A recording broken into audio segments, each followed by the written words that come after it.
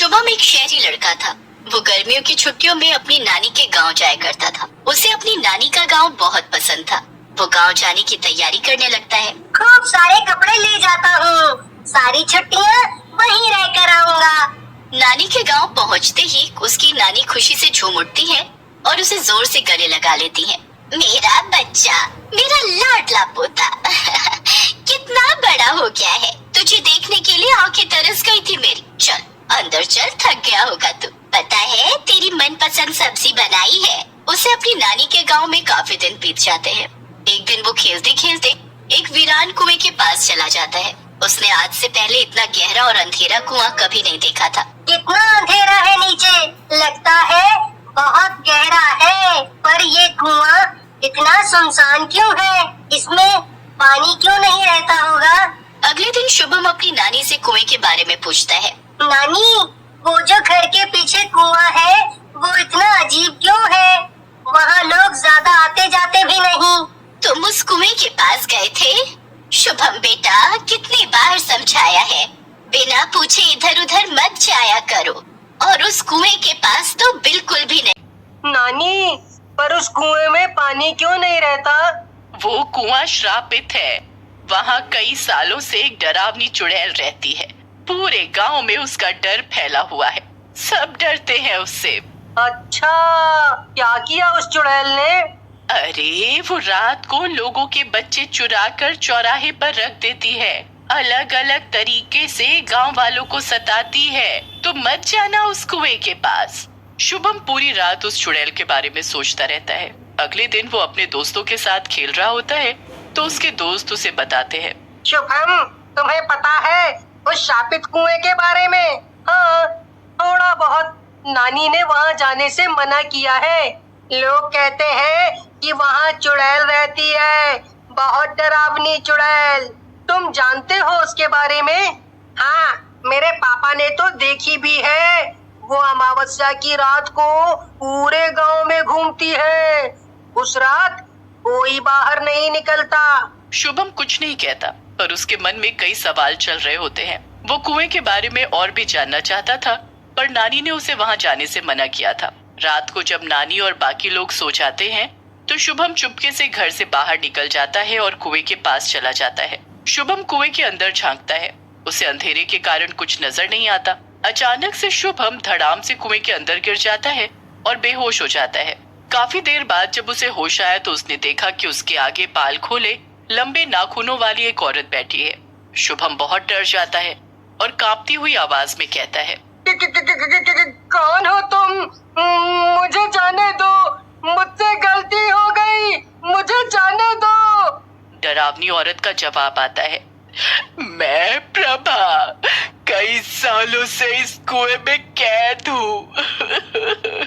कई सालों से इसी आशा में हूँ कि आखिर कोई तो होगा जो मुझे इस कैद से आजाद कराएगा और इंसाफ दिलाएगा। कैसा इंसाफ? सालों पहले की बात है। मैं भी एक आम इंसान थी, पर मेरा पति मुझे दहेज के लिए रोज सुनाया करता था।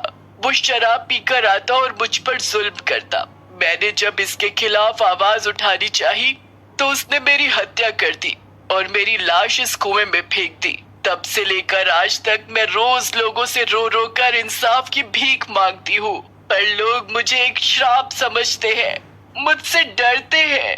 तुमने कभी किसी से कहा क्यों नहीं? तुम्हारे पास तो शक्तियाँ हैं ना, तो तुम अपने पति की सच्चाई सामने ला सकती हो। हाँ, पर लोग मेरी बात ही नहीं सुनना चाहते। वो मुझसे डरते हैं। सब सोचते हैं कि मैं बहुत बुरी हूँ।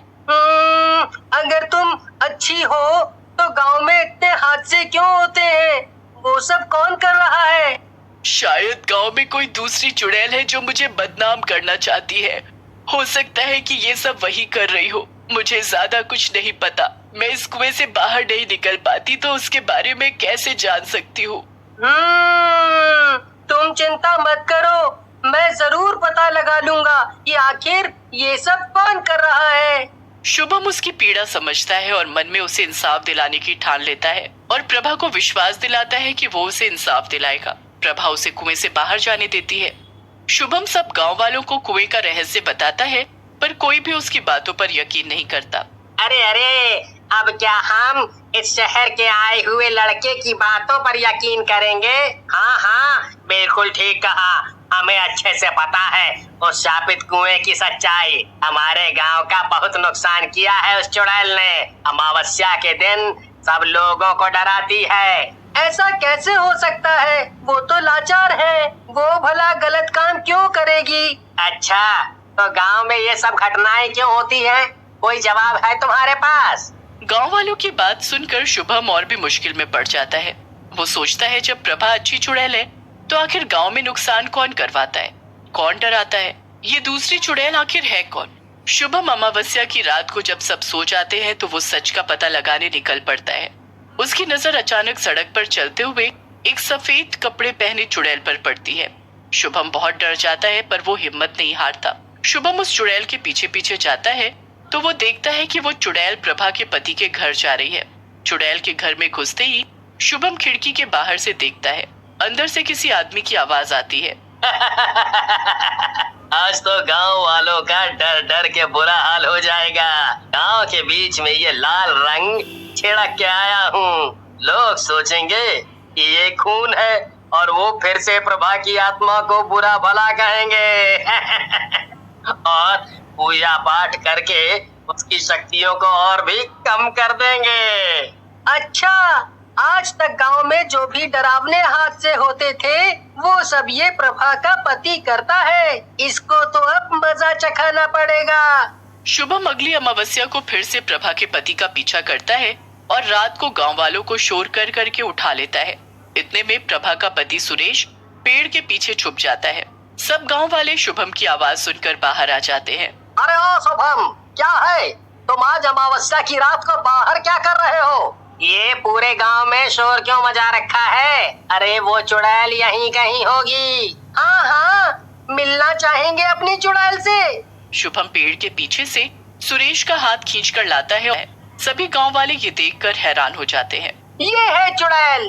अच्छा, ये सब इस सुरेश का किया धरा है। अरे तू इतने सालों से हमें धोखा देता आया है। अरे इसे तो गांव के चौराहे में फांसी दे देनी चाहिए।